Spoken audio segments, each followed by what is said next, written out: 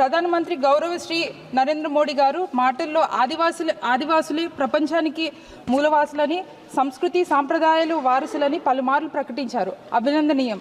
కానీ అవి అన్ని మాటల్లోనే మాత్రమే మిగిలిపోయాయి. చేతల్లో మాత్రం వారు ప్రభుత్వం చేసింది శూన్యం.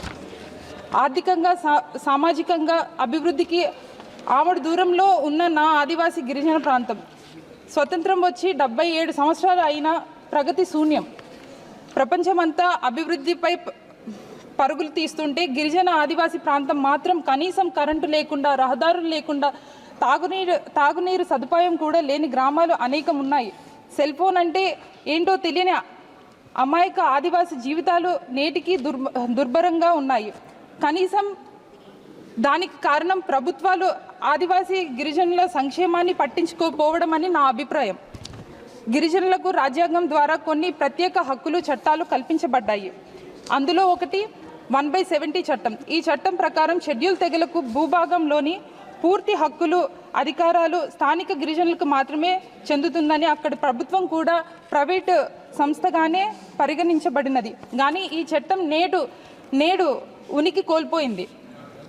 స్వయం పాలన కొరకు పేసా చట్టం 1996లో తీసుకుని వచ్చి గిరిజన ప్రాంతంలోని ఏం చేయాలన్నా గ్రామ సభల తీర్మానం ద్వారా మాత్రమే చేయాలని అధికారులు కల్పించిన గొప్ప చట్టాన్ని తీసుకొని వచ్చింది.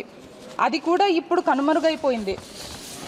గిరిజనులకు ప్రాణవాయువు లాంటి జీవో నెంబర్ 3 ఇది గిరిజన ఉద్యోగ ఉపాధి అవకాశాలను మెరుగుపరిచి గిరిజన ప్రాంతంలో ప్రాథమిక విద్యకు పటిష్ట పునాది వేసిన చట్టం. గిరిజన ఆదివాసీ ప్రాంతం భౌగోళికంగా వైవిధ్యం కలిగిన ప్రాంతం. సముద్ర మట్టానికి 3000 అడుగుల ఎత్తున దట్టమైన అరణ్యంలో నిత్యం కురిసిన వర్షాల్లో జంతువులు తప్ప మనుషులు నివసించడానికి కనీసం అవకాశం లేని అరణ్య ప్రాంతంలో నిత్యం మలేరియా, డెంగ్యూ, చికెన్ గున్యా లాంటి రోగాలు ప్రభవిల్లే ప్రాంతం. అలాంటి ప్రాంతంలో మైదాన ప్రాంతం నుండి ఉపాధ్యాయులను నియమించి అక్కడ నివాసం ఉండలేక నెల రోజుల్లో 2-3 రోజులు మాత్రమే మొక్కుబడికి పాఠాలు చెప్పుకునేవారు. దీనివల్ల విద్య ప్రమాణాలు దారుణంగా పడిపోయి గిరిజన బాలబాలికలు ప్రాథమిక విద్య కూడా నోచుకోని పరిస్థితి కంటతడి తెప్పిస్తుంది.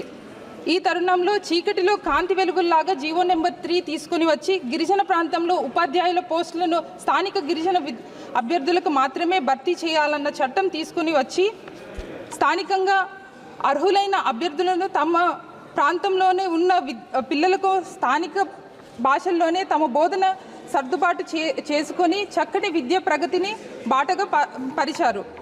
అలాంటి జీవో నెంబర్ 3 విత్తనాలను మొలకెత్తి విద్యా ఫలాలను అందించే తరుణంలో ఈ జీవో నెంబర్ 3ని సుప్రీంకోర్టు రద్దు చేయడం జరిగింది. అయితే ఉద్యోగ అవకాశాలు లేక, మైదాన ప్రాంత అభ్యర్థులతో పోటీ పడలేక మా గిరిజన ప్రాంతంలోని ఉన్న నిరుద్యోగ విద్యార్థులు ఎంతోమంది మత్తు పదార్థాలకు బానిసలుగా మారి ప్రమాదం ఉంది సార్. అయితే దయచేసి పాలక ప్రభుత్వం మా కోసం కొత్తగా ఏమి చేయక్కర్లేదు, కానీ ఉన్న చట్టాల్లో హక్కులు మాత్రం తీసేయకండి.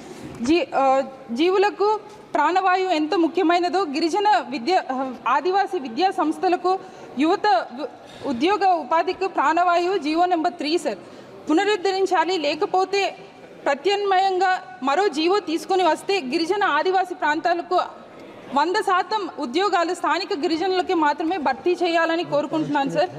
వారు నేర్చుకోవాల్సింది కాకుండా గిరిజన ప్రాంతంలో ఉండే వాతావరణ భౌగోళికంగా స్వరూపానికి ఇదొక కారణం కావచ్చు. ఇది మీకు ఆశ్చర్యం కలిగించవచ్చు, కానీ ఇదే నిజం సార్. ఈ జీవో నెంబర్ 3 మీద కొన్ని లక్షలాది మంది గిరిజన నిరుద్యోగులు ఆధారపడి ఉన్నారు సార్. ఖచ్చితంగా ఇట్లాంటి జీవోని మాత్రం తొలగించకుండా, లేకపోతే తొలగించవలసి అవసరం ఉంటే ఈ జీవో నెంబర్ 3ని ఇంకో జీవో నెంబర్తో మళ్ళీ పునరుద్ధరించాలని చెప్పి మిమ్మల్ని కోరుకుంటూ సెలవు తీసుకుంటున్నాను. establish a steel plant at Visakhapatnam. Madam, Rashtriya Ispat Nigam Limited, the corporate entity of Visakhapatnam Steel Plant, is a Navaratna company under the Ministry of Steel, Government of India. Is the largest public sector industrial unit in the state, creating employment opportunities for the close to around 20,000 people directly and many other indirect employment opportunities in the city of Visakhapatnam.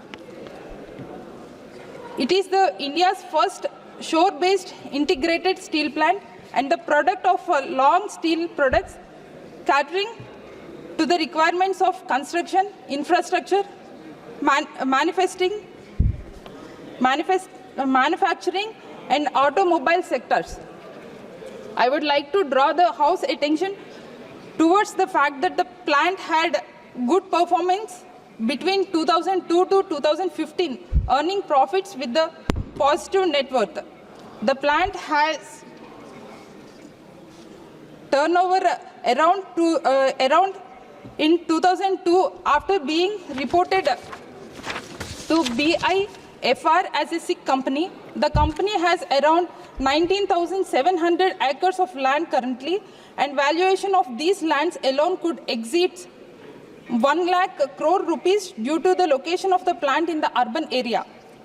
RINL currently had a capacity of 7.3 million tons and has taken up the plant modernization and capacity expansion recently, which made the plant to borrow loans from banks to take up the expansion.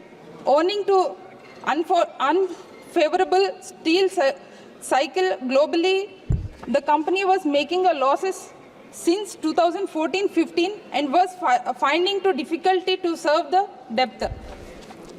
On the major structural issue that also lead to the high cost of production in the absence of captive mine, thereby affecting the profitability. Madam, we can surely say that the plant can again become profitable venture if we receive some support from the government of India. I would like to urge the Honorable Finance Minister that instead of taking the disinvestment route, kindly handhold the Andhra Pradesh and support some measures like allotting captive iron ore mines to bring down and the input cost and swapping high cost debt to the low cost debt and converting debt into the equity through the equity conversion, and the measures could end the burden of the debt, serving and improving the financial sustainability to the plant. The second major issue, especially in my constituency of Araku, is the relief and rehabilitation of people in the 4 mandal of Rampachodavaram constituency as a result of Polavaram irrigation project. In Chintur and Etapaka, for the R&R, as on a date, a total of rupees 255.85 crores was spent. During the period of 2014 and 2019,